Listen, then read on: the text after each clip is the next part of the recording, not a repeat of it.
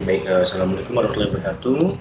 Nama saya Lutfi Rizky Krianto, NIM saya 2021 31158.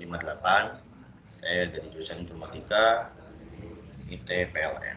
Di sini saya mau ngejelasin sedikit tentang machine learning. Karena dia bagian dari machine learning, jadi learn from example atau belajar dari sebuah contoh. Akan ada beberapa contoh nanti di dalamnya. Oke, contoh dari pembahasan maksudnya. Dan agenda kita untuk pelajaran hari ini ada 4. Ada bentuk pembelajaran, kita akan cari tahu apa itu. Lalu ada decision trees atau pohon pengambilan keputusan, ada regresi, dan juga ada klasifikasi. Mereka apa aja akan kita cari tahu di next slide-nya. Oke, yang pertama kita akan ngebelajarin tentang bentuk pembelajaran. Misalnya ada pembahasan tentang bentuk pembelajaran. Jadi bentuk pembelajaran itu apa sih? Bentuk pembelajaran itu ya kira-kira dalam machine learning itu ada beberapa metode-metode gitu yang bisa digunakan pada machine learning. Yang pertama itu ada supervised learning ya. Supervised learning itu sebuah pembelajaran yang dimana dia itu menggunakan sebuah data yang sudah terlabeli. Biasanya data-datanya ini banyak banget data-datanya yang digunakan. Tujuannya apa sih data-data yang banyak itu? Tujuannya adalah semakin banyak data yang digunakan, semakin banyak data yang sudah terlabeli, maka hasil dari supervised learning ini akan lebih baik. Karena supervised learning ini dia lebih kepada klasifikasi biasanya ya. Contohnya itu misalnya kita mau mendeteksi sebuah buah apel atau alpukat atau mangga segala macam. Biasanya kita itu membutuhkan data-data banyak tentang buah apel. Misal contohnya data foto-foto buah apel dari sudut pandang depan, sudut pandang kanan, kiri, atas, bawah gitu. Nah, setelah banyak data terkumpul mengenai buah apel, nah ketika ada di foto sebuah buah gitu ya, ada buah foto dan dia itu masuk ke dalam buah apel. Oke, masuk ke dalam buah apel. Maka si program ini akan tahu bahwa dia itu adalah buah apel. Karena sebelumnya kita sudah ngasih tahu ada data-data yang sudah terlabel, kita banyak data-data. Dia akan melakukan pencocokan, klasifikasi. Dia itu masuk kemana? Berdasarkan data-data yang sudah terlabel sebelumnya. Selanjutnya ada unsupervised learning. Unsupervised learning ini dia sebuah metode pembelajaran di mana metode pembelajaran dari sebuah programnya itu dia menggunakan data yang tidak terlabeli. Ini cakupannya lebih luas untuk banyak data lebih luas lagi. Gitu. Jadi banyak data yang dimasukkan ke dalamnya. Dan di sini dia akan melakukan sebuah clustering. Jadi clustering itu pengelompokan sebuah data. Gitu. Jadi data-datanya dikelompokkan berdasarkan kemiripan, gitu, similarity. Jadi tingkat kemiripannya berapa antara data 1 dan data 2 yang dimasuk-masukkan.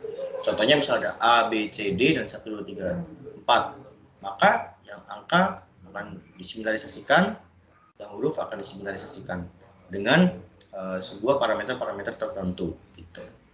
Ya, selanjutnya ada reinforcement learning, yaitu adalah sebuah metode machine learning di mana dia itu memiliki sebuah istilah yaitu reward dan punishment.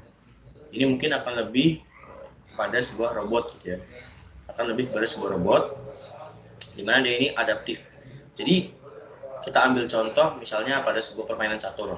Nah, ketika ada permainan catur, kita mengambil langkah A, B, C, D, ternyata kita membuat kesalahan atau mistake pada langkah D. Maka sebuah program atau bukan seperti itu, misal pemain catur, dia melakukan A, B, C, D sampai banyak, ternyata ujung-ujungnya output yang dihasilkan itu bukan menang, bukan sesuai yang diinginkan, bukan menang. Maka si program dia akan memperbaiki data tersebut gitu. Akan mencoba untuk mengambil langkah-langkah atau jalan-jalan yang lain untuk menuju output yang diinginkan. Gitu. Makanya ada punishment dan ada reward. Ketika kita gagal berarti masuk ke punishment, kita harus memperbaiki kembali data-data yang udah ada. Gitu. Ya, dan untuk unsupervised learning ini tadi saya belum jelaskan bahwa yaitu modelnya dia lebih bisa ditinggal. Ibaratnya itu kita punya model program itu lebih enak untuk kita tidak terlalu awasi karena dia akan terus belajar dan update sendiri untuk memberikan informasi-informasi lebih bagus lagi gitu karena dia akan terus belajar. Dan balik lagi untuk ke supervised learning itu contoh yang lebih banyaknya adalah yang lebih sering digunakan adalah ChatGPT. Itu ternyata masuk ke dalam supervised learning, klasifikasi. Dia mempreteli satu persatu kata yang kita inputkan untuk mengetahui pertanyaan apa yang ingin kita sebenarnya tanyakan gitu. Next ada decision trees atau pohon keputusan, di mana decision trees ini metode pengambilan keputusan ya untuk penyusunan opsi, di mana dia itu bentuknya bercabang.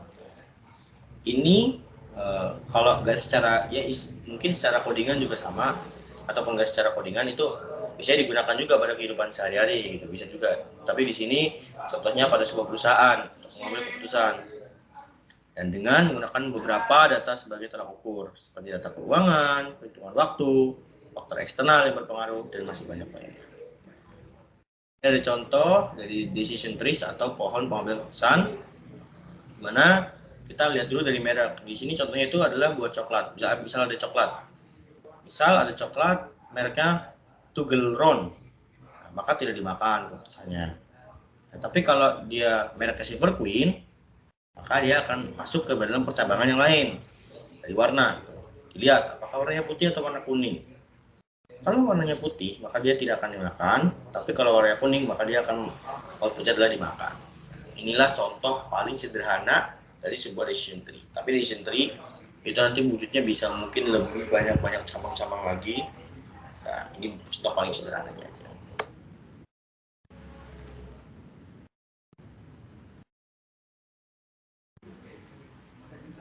Next ada regresi dan klasifikasi.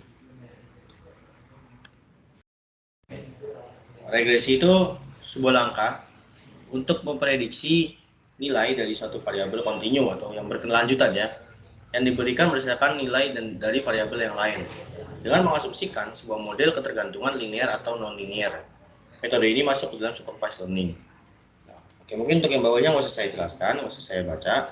Jadi pada contohnya itu misalnya kita pernah mendengar tentang robot trading.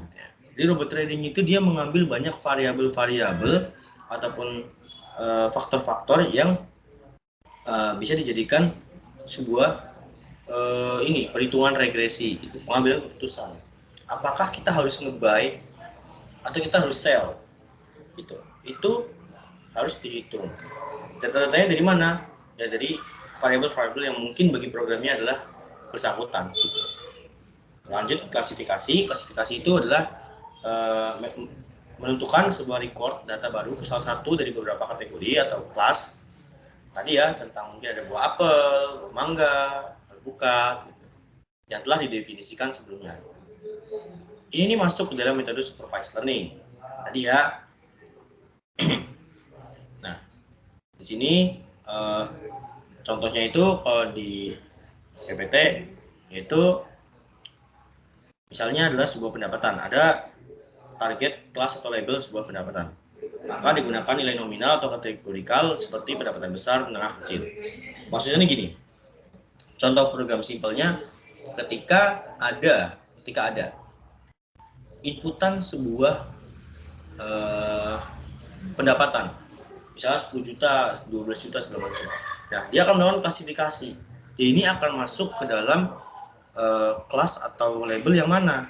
Pendapatan besar kah, menengah kah, atau yang kecil? Gitu. Oke, mungkin sekian dari saya untuk presentasinya. Tadi kita sudah banyak ya belajar tadi tentang bentuk pembelajaran. Lalu setelah bentuk pembelajaran tadi kita ada sedikit tentang decision tree. Setelah decision tree tadi kita ada regresi linear, kan? Dan juga tadi ada klasifikasi. Oke, kurang lebihnya saya mohon maaf apabila ada kata yang salah. Wassalamualaikum warahmatullahi wabarakatuh.